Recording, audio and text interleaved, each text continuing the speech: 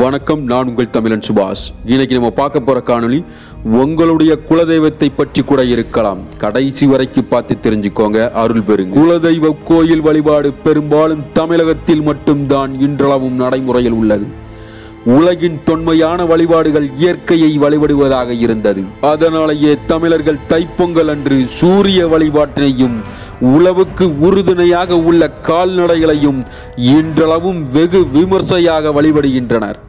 இயற்கை வழிபாட்டு பின்னர் மக்கள் தங்கள் வீட்டில் வாழ்ந்து வந்த மூதாதையர்களையும் சமூகத்தின் வளர்ச்சிக்கு வழிகாட்டியாக வாழ்ந்த சான்றோர்களையும் வணங்கும் வழக்கத்தினை ஏற்படுத்தி கொண்டனர். குலம் என்பது ஒரு குறிப்பிட்ட மூதாதையரின் வழிவந்தவர்கள் வாயிலாக உறவு கொண்டுள்ள ஒரு குழு அமைப்பாகும்.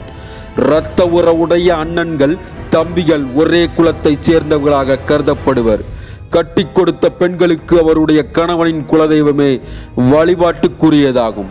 தன் குலத்தின் முன்னோர்களில் சிறந்து விளங்கியவர்களையும் மக்களுக்காக உயிர் தியாகம் செய்தவர்களையும் தெய்வமாக பாவித்து வணங்கி வழிபடத் தொடங்கினர். ஆரம்ப காலத்தில் குலதெய்வ வழிபாடுகள் தீபம், சூலம், வேல், பீடம், மரம், கல் போன்ற அடையாள குறியீடுகளை வழிபடுவதாக இருந்தது.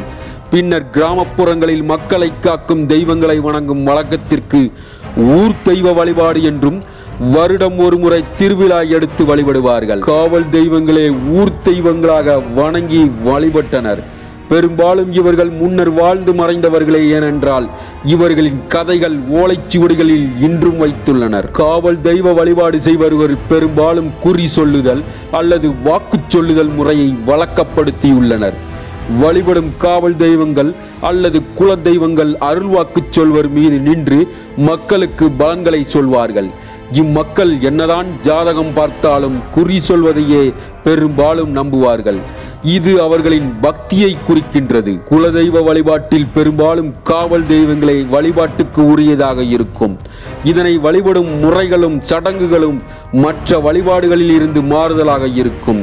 அவை பலியிடுதல், தீ மிதித்தல், ஆணி செருப்பணிதல், கோழி குத்துதல் மற்றும் நேர்ந்து விடுதல் முக்கியமானவை. குலதெய்வத்தினை தொடர்ந்து வழிபாடு செய்பவர்களுக்கு அவர்கள் வேண்டும் வரம் கிடைக்கும்.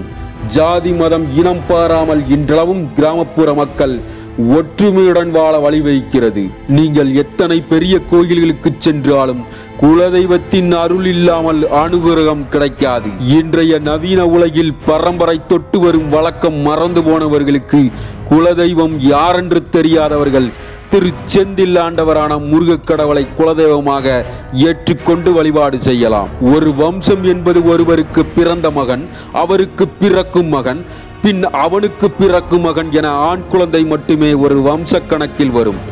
ஒருவருடைய சராசரி வயது 60 என்றால் அவருடைய பாட்டன் பூட்டன் காலம் என 13 ஜென்மங்களுக்கு முந்தைய காலம் என கணக்கிட்டால் கூட 780 ஆண்டுகள் வரும். நம்மில் யாருக்காவது 780 ஆண்டுகளுக்கு முன்னர் இருந்த சந்ததியினர் பற்றி தெரியுமா? கண்டிப்பாக சாத்தியமில்லை. அதனால் தான் ஒரு குலதெய்வம் 7 ஜென்மம், அதாவது 49 ஜென்மம் காலத்துக்கும் ஒரு வம்சத்தை காப்பாற்றும். வருடம் ஒரு முறையாவது குலதெய்வம் கோயில் சென்று வழிபட வேண்டும். குலதெய்வத்தினை வழிபடும் பொழுது தன் சொந்த பந்தங்கள் அனைவரையும் அழைத்து சென்று வழிபடுவது சிறந்தது. குலதெய்வமானது ஆண் தெய்வமாகவும் இருக்கலாம் அல்லது பெண் தெய்வமாகவும் இருக்கலாம். மொத்தத்தில் 18 ஆண் காவல் தெய்வங்களையும் 18 பெண் காவல் தெய்வங்களும் இருக்கின்றனர்.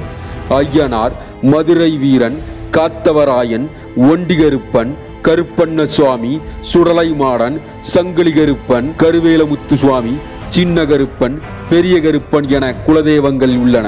அதே போல் பெண் காவல் தெய்வமான வீரமாகாளி, மகமாயி, எல்லை பிடாரி, பெரியாச்சி, எல்லை மாறி, பேச்சியம்மன், பூவாடைகாரி, செல்லியம்மன், கன்னிமான், சீலைக்காரி, பச்சையம்மன், வனதுர்க்கை, செல்லாயம்மன், காட்டேரியம்மன், மாசாணியம்மன் என பெண் தெய்வங்கள் உள்ளன.